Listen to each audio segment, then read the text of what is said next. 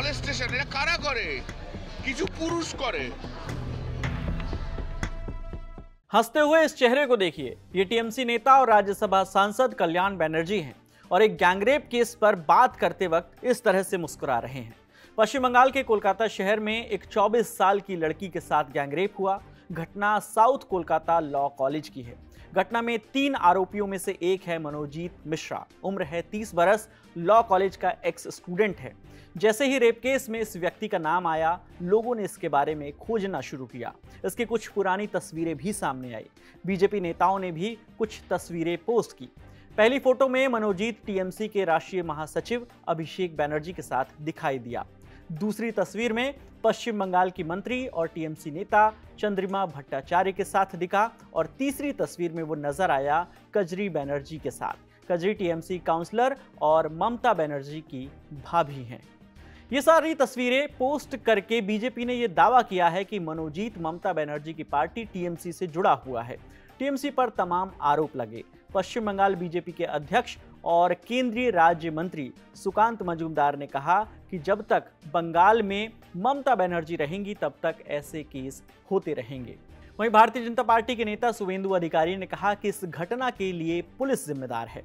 Kolkata police वहां क्या कर रही थी? मुख्यमंत्री को अपनी कुर्सी पर रहने का कोई अधिकार नहीं है। मामला बढ़ा, पत्रकारों ने टीएमसी नेताओं से भी इस गैंगरेप पर सवाल किए। सवाल टीएमसी नेता और लोकसभा सांसद कल्याण बनर्जी से भी हुए। पहले सवाल का जवाब देते ही वो मुस्कुराने लगे, वैसे ही जैसे उनके लिए किसी लड़की का रेप मामूली सी बात हो। ये बात सिर्फ उनकी मुस्कुराहट से ही नहीं बल्कि उनके बयान में भी नजर आई। उन्होंने कहा, कॉलेज में सिक्योरिटी तो होती है, लेकिन अगर कोई पुरुष किसी महिला दोस्त का ही रेप कर दे तो ये कैसे पता चलेगा? उसके लिए सिक्योरिटी कहां से लाएंगे?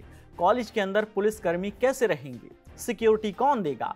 सिक्योरिटी देने वाला तो सहकर्मी या दोस्त ही होता है। जब दोस्त ही रेप करे तो गलती किसकी है? वो आगे कहते हैं कि एक एक्स स्टूडेंट कैसे कॉलेज के अंदर आया? किसी से लिंक होगा तभी तो आया होगा।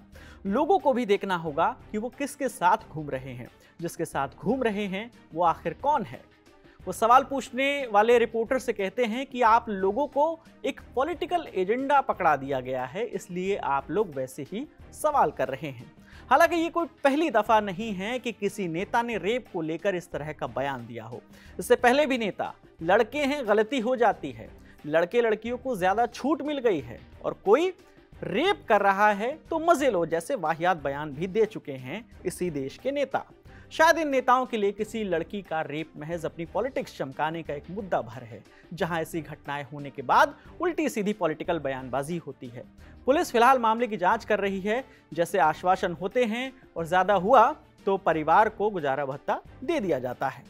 नेताओं को लगता है कि इतने से ही उनकी जिम्मेदारी खत्म हो जाती है, पर शायद ऐसे नेताओं को अपनी असली जिम्मेदारी पता ही नहीं है। कल्याण बनर्जी के इस बयान पर आप दर्शक क्या सोचते हैं, हमें कमेंट सेक्शन में जरूर बताइएगा। आपके लिए तमाम जानकारी जुटाकर इस खबर के लिए स्क्रिप्टिंग की थी हमारी साथी रक्षा ने। कैमरे के पीछे प्रशांत है, मेरा नाम विकास वर्मा है। देखते रहिए दी ललन टॉप। शुक्रिया।